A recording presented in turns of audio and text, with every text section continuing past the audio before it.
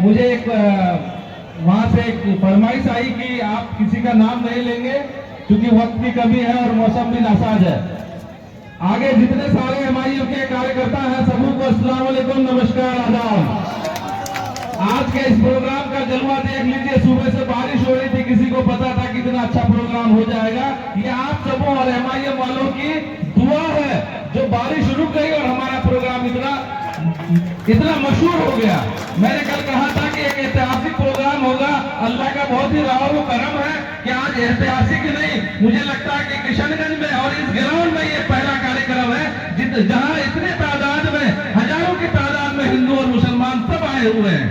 लोग कहते हैं कि ये सिर्फ मुसलमानों की पार्टी है। मैं उन लोगों से कहूंगा कि यहाँ पे देख लीजिए, हाथ उठाइए कितने हिंदू हैं, देख लीजिए पत्रकार लोग, कितने सारे हिंदू लोग आए हुए हैं। हम मुसलमानों की पार्टी नहीं, हम पिछड़ों की पार्टी है, हम ओबीसी की पार्टी है, माइनॉरिटी की पार्टी है। माइनॉरिटी क्या सिर्फ मुसलमान है? माइनॉरिटी सिर्फ मुसलमान नहीं है। मुसलमानों के नाम पर माइनॉरिटी को बदनाम किया जाता है। जहां माइनॉरिटी की बात आती है लोग कहते हैं कि सिर्फ मुसलमानों के लिए हक मांगा जाता है। ऐसा नहीं है। अब हम लोग एक साथ है। मैं नौजवानों से गुजारिश करूंगा कि आप छोड़ दीजिए, अब गुलामी नहीं करना। हमारे यहाँ लोग गुलामी करने आते हैं क्योंकि आपके यहाँ एक ऐसी शख्सियत है अख्तरुल ईमान साहब जो किसी के बलबूते खड़ा नहीं हुआ, जिसके पीछे किसी की मेहनत नहीं है। उनके वो ऐसे शख्सियत है कि पूरे बिहार में जब एमआईएम को लेकर के आया था न जाने कितने लोग नफरत करते थे। आज उनको देख लीजिए, पूरे बिहार से लोग किशनगंज आते हैं और उनके दरवाजे में खड़े रहते हैं, चाहे वो किसी भी पार्टी का हो। तो मैं गुजारिश करना चाहता हूं आप तमाम नौजवानों और बुजुर्गों से, चाहे वो हिंदू हो मुसलमान हो, इन सब चक्करों में मत पड़िए। ये फिरका परस्त पार्टियां जो सो कॉल अपने आप को कहलाता है कि मैं सिर्फ और सिर्फ एक मुसलमानों की पार्टी है, तो ऐसे पार्टियों से दूर रहिए जो लोग कहते हैं कि सेकुलरिज्म का जो झंडा लेके चलते हैं और सेकुलरिज्म कहीं से दिखता नहीं।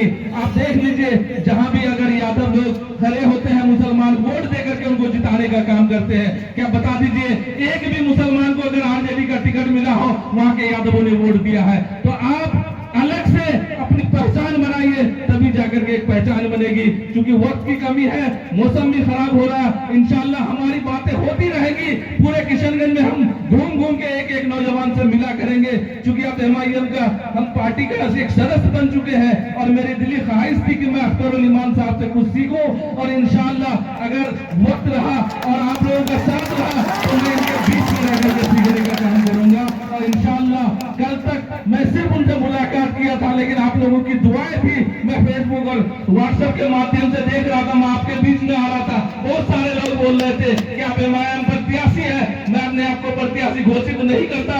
अगर अल्लाह ने चाहा तो कभी ना कभी जरूर बनेंगे, अगर एमआईएम और अख्तरुल ईमान साहब का साथ रहा तो इंशाअल्लाह फिर वक्त मिलेगी बात करेंगे। हमारे बहुत ही दूर से हमारे तेज तर्रार और हिंदुस्तान के जाने माने, आप जानते हैं वारिस पठान साहब यहाँ पे बैठे हुए हैं। मैं चाहूंगा कि हम सब लोग उनको सुने और हमारे गार्जियन, हमारे यहाँ के सदर अख्तरुल ईमान साहब भी यहाँ पे बैठे हुए हैं, जिनकी हम तारीफ कर नहीं सकते क्योंकि हमारे मुंह में उतनी आवाज नहीं होगी जितनी लंबी उनकी तारीफ के लिस्ट होंगे। तो इसलिए मैं आप तमाम से गुजारिश करता हूं कि हमारे जो यहाँ आदिल हसन साहब बैठे हुए हैं और इंजीनियर आफ्ताब साहब जिन्होंने अपने खून से इस पार्टी को सींचा है, आप सब लोग इनकी बातों को सुन करके उसके बाद इत्मीनान से यहाँ से जाएंगे।